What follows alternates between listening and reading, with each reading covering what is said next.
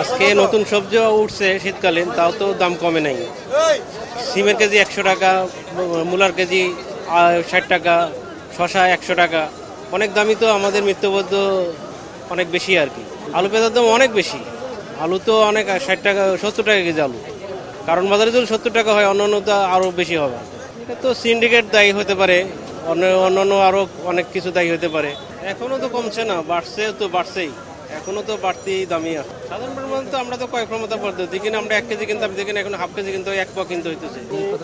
সবজির দাম বেশি আসলে, মাছের দাম কম আছে। মাছের দাম মোটামুটি মনে হয় ঠিক আছে, বাট সব ধরনের শীতকালে সবজির দাম বেশি, এই আমার কাছে মনে হয়েছে তাই। অবশ্যই কষ্ট হচ্ছে, এটা অবশ্যই সবার জন্যই কষ্ট হয়। এখন তো সবজি সব 30-40 এইরকম থাকার কথা, বাট সবগুলা নিয়ে উদ্যোগ করতে, সেক্ষেত্রে অবশ্যই সমস্যা। এগুলোর দামও তো ঊর্ধ্বমুখী, পেঁয়াজের দাম, আলুর দাম, সব কিছু ঊর্ধ্বমুখী। সব কিছুর দাম অবশ্যই আমরা সহনশীল পর্যায়ে যাতে দাম থাকে সেইটা চাই, আমাদের যাতে সহজ হয় সেইটাই আর কি চাই।